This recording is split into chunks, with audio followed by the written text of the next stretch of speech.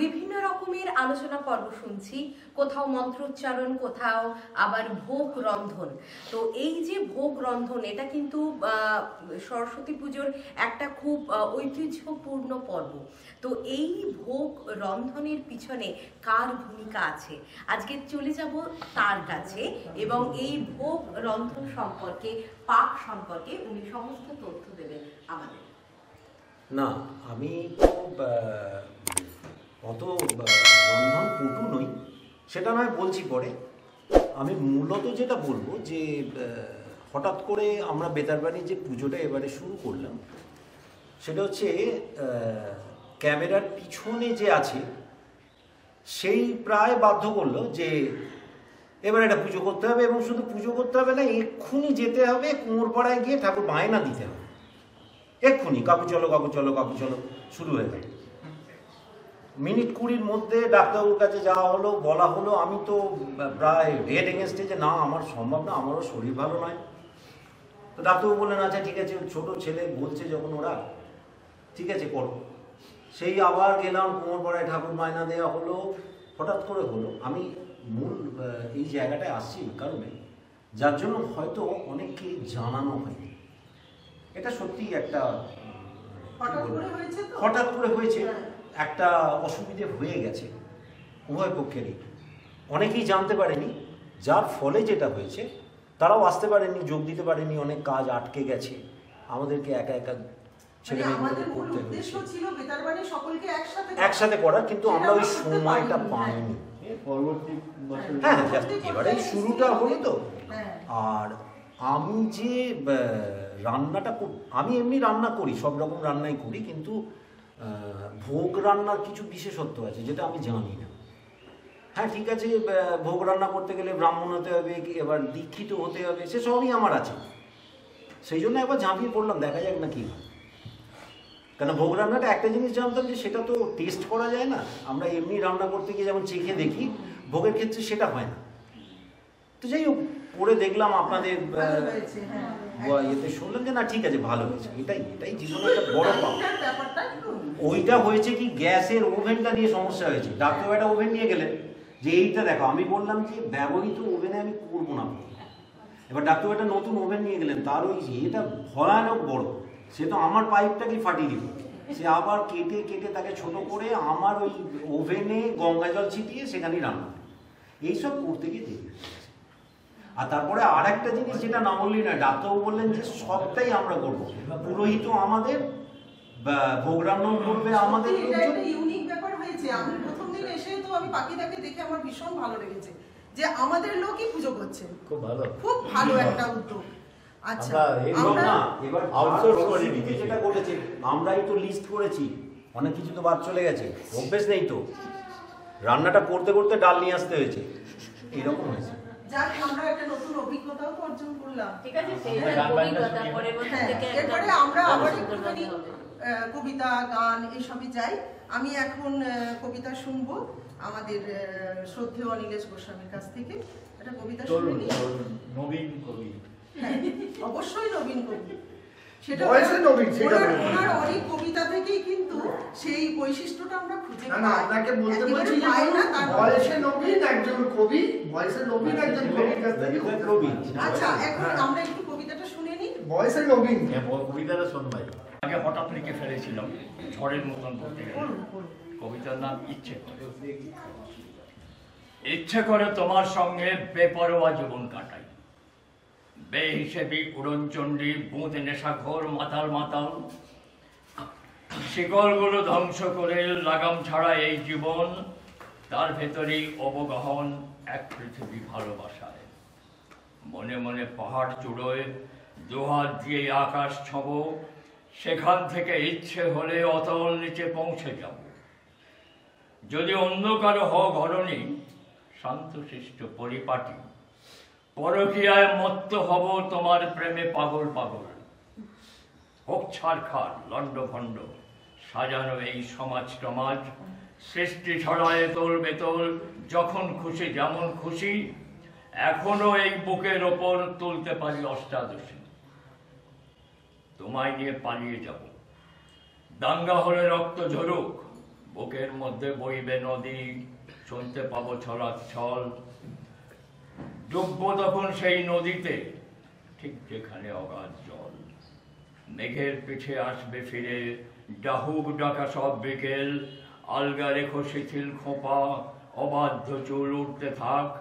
তোলপাড় সব মধ্যরাতের বৃষ্টিধারা আসবে ফিরে। প্রেম প্রীতির হাপিত্যেসে ঝুমুর ঝুমুর জল মিছিলে। এমনি করে জীবন জুড়ে আসবে শুধু একটি নারী।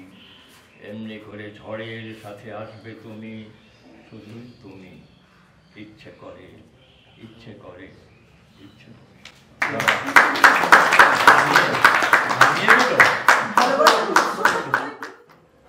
এতক্ষণ আমরা আমাদের শ্রদ্ধেয় অনিলেশ গোস্বামীর কাছে একটি সুন্দর কবিতা শুনলাম।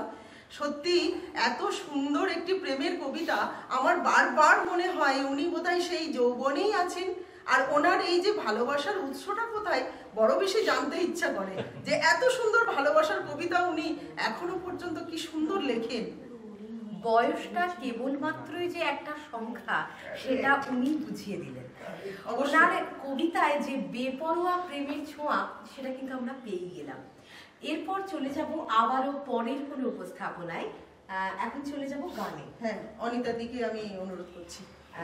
এখন চলে যাব গানে। আমরা শুনে নেব আবারও গানের মূর্ছনা আমাদের এই আড্ডায়। তারপর চলে যাব আবারও ছোট ছোট গল্পে। Thank you.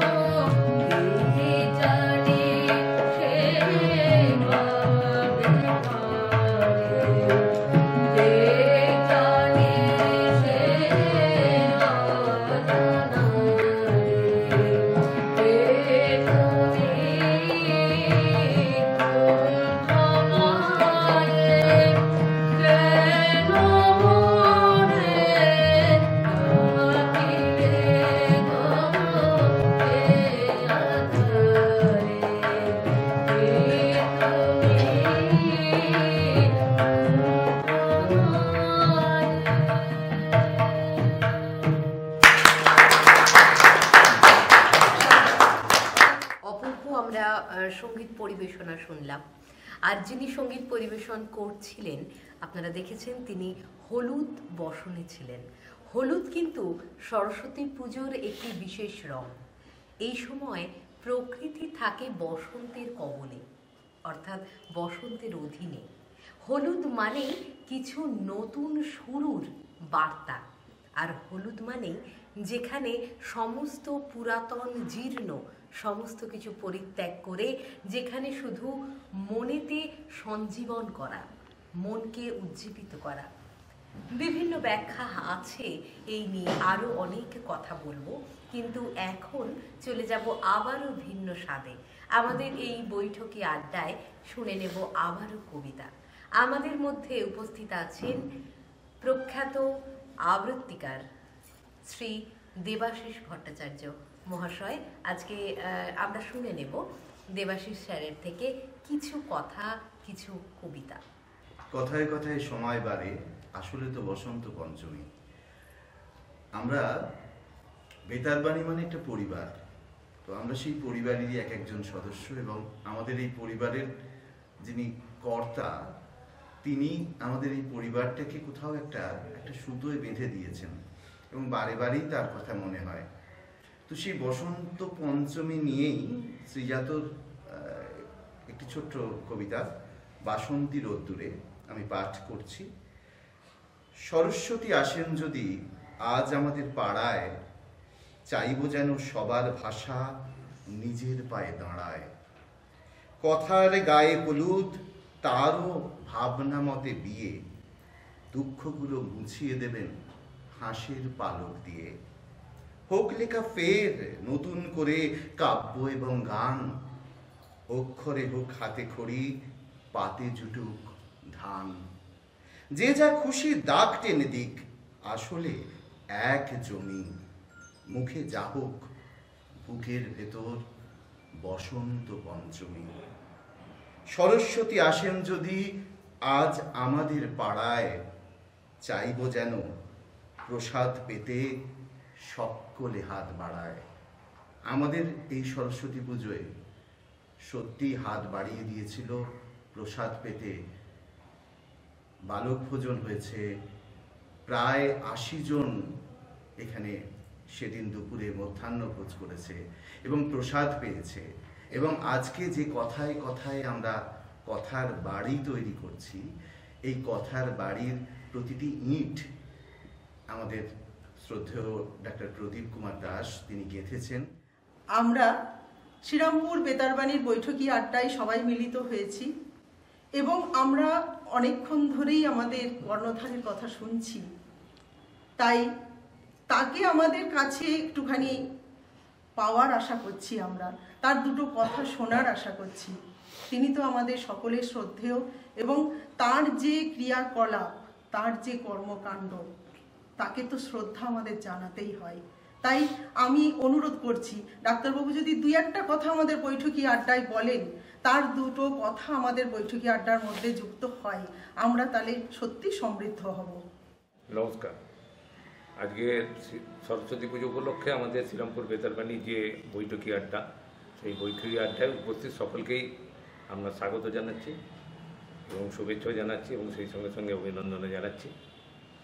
আজকের একটু আগে আমাদের এক সঞ্চালিকা সিজিতা পটপাল বললে যে সরস্বতী পুজো কুলের আঁচা। এই কুল অর্থাৎ সরস্বতী পুজো কুল লাগেই, সেই কুল নিয়ে একটা ছোট্ট ঘটনার কথা বলি। তখন আমি স্কুলে পড়ি, আমাদের ডায়মন্ড হারবার স্কুলে। তা সেই সময় আমার পর দায়িত্ব পড়লো আমাদের সেই সেকশানের, যে তোমাদেরকে সেই বছর সরস্বতী পুজো করতে হবে, ভার নিতে হবে। তা আমরা সবাই নিয়েছি, সারা রাত জেগে সমস্ত কিছুই সাজিয়ে গুজিয়ে। হঠাৎ একজন মাস্টারমশাই বললেন, আরে পরের দিন তো ফুল লাগবে, টপা ফুল। তখন তো আমি বন্ধুদের নিয়ে বললাম, মহা মুশকিল, তাহলে টপা ফুল কোথায় পাওয়া যায়? তখন আমি বললাম যে চিন্তা করে, আমাদের পাড়াতে একজনের বাগানে দেখেছি টপা ফুল আছে। এখন সেই টপা ফুল খেতে কিন্তু অনেকেই যেত এবং সেরকম চুরিও করত। তা সেই টপা ফুলের যিনি মালিক ছিলেন, একজন বিধবা মহিলা, বাঁচখাই মহিলা, তিনি কিন্তু সবসময় পাহারা দিয়ে থাকতেন। তা আমি বললাম যে বন্ধুদের, ঠিক আছে চল আমরা খুব ভোর ভোর যাবো, গিয়ে এই ফুলটা চুরি করবো। তা আমরা গেছি, কুল চুরি করে প্রায় 1 মোচড় কুল তুলে নিয়েছি। সেই সময় হঠাৎ ওই ভদ্রমহিলা বললেন, কে রে বলে একটা বাঁচকাই করা আওয়াজ, আর সঙ্গে সঙ্গে বিদ্যুৎ গতিতে ছুটে এলেন তার ছেলে বাবলুদা। এই বাবলুদার থেকে আবার আমাদের স্কুলে পড়তেন, হ্যাঁ ভালো ফুটবল টুটবল খেলতেন। এসেই খাপ করে আমাকে ধরে ফেলতেন, ধরে ফেলে এই কুলগুলো রাখ। আমি বললাম, বাবলুদা তুমি আমাদের স্কুলের ছেলে, আর স্কুলের পুজোয় কুল লাগবে, তুমি এরকম করছো, দেখ বেশি পাকামি করবি না, কুলগুলো আগে রাখ বলছি। তখন আমি দেখলাম যে আমার বন্ধুদের কাছে আমার প্রেস্টিজটা চলে যাচ্ছে, কুল না নিয়ে এলে সরস্বতী পুজো হবে কি করে। তখন আমি আমার কাছে যে ব্রহ্মস্ত্র ছেড়ে আমি সেটা ছাড়লাম। বলে, দেখো বাবলুদা, তুমি যদি আমাদের কুল নীতি না যেতে দাও, তাহলে কিন্তু আমি তুমি যে শিক্ষার্থীর সঙ্গে প্রেম করছো আমি সেটা সবাইকে বলবো। তখন একদম সঙ্গে সঙ্গে বাবলুদা একদম নিয়ে গেল, নিয়ে বলে আচ্ছা আচ্ছা ঠিক আছে ঠিক আছে, তুই ফুলগুলো নিয়ে স্কুলে চলে যা। তখন স্কুলে চলে গেলাম, তখন ওই করে বন্ধুরা জিজ্ঞেস, আচ্ছা বাবলুদার সঙ্গে যে শিক্ষার্থীর প্রেম হচ্ছে তুই জানলি কি করে? আরে চিঠিপত্র সবই তো আমার মাধ্যমেই দেওয়া হতো, তা আমি জানবো না। সবাইকে শুভেচ্ছা।